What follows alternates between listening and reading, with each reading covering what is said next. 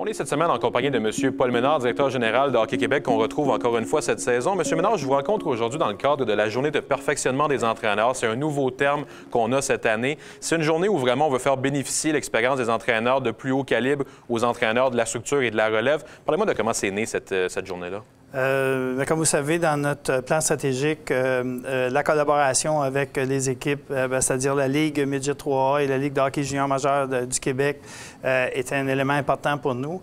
Et au printemps dernier, lors des rencontres avec la Ligue Midget 3A, est venue l'idée d'avoir un perfectionnement au même moment, la même journée, la même horaire. Donc, aujourd'hui, que vous soyez Bas-Saint-Laurent, que vous soyez en Outaouais, en passant par le nord du Québec, vous avez la même formation.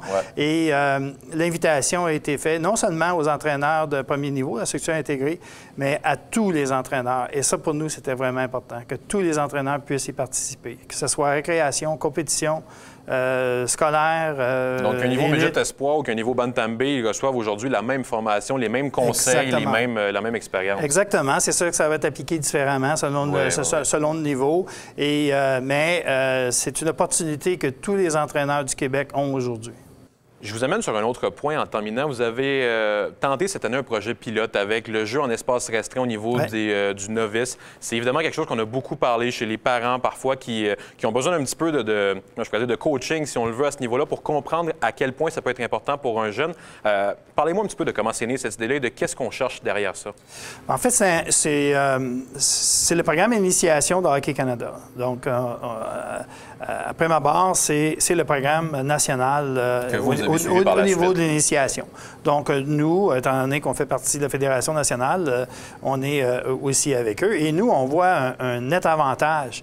Le hockey est le seul sport auquel ne s'est pas ajusté au groupe d'âge. Si vous allez au soccer, si vous allez au basketball, les autres sports, tout est ajusté selon le groupe d'âge.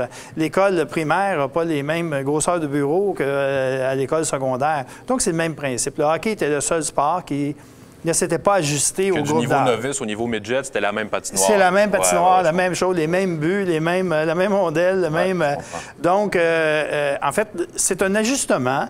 Tous les connaisseurs vont nous rappeler que c'est en espace restreint qu'un jeune se développe.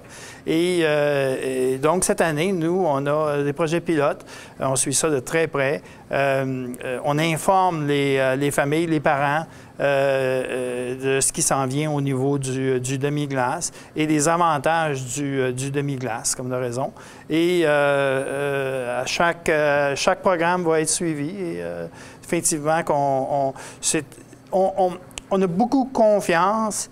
C'est-à-dire, on a une grande confiance que les parents et que les connaisseurs de hockey vont supporter ce programme-là. Et vous savez, lorsqu'un jeune touche la rondelle beaucoup plus souvent dans un match, vient la notion de plaisir. Oui, exactement. C'est plus motivant aussi. Et pour nous, ça fait partie... Pour accrocher le jeune au hockey, c'est tout le temps des moyens aussi qui peuvent aider, je suppose. Voilà. Oui. C'est définitivement... La notion de plaisir est importante. Bien, on vous souhaite une bonne saison remplie de plaisir au niveau du hockey, Hockey Québec. Merci beaucoup, M. Ménard. Merci.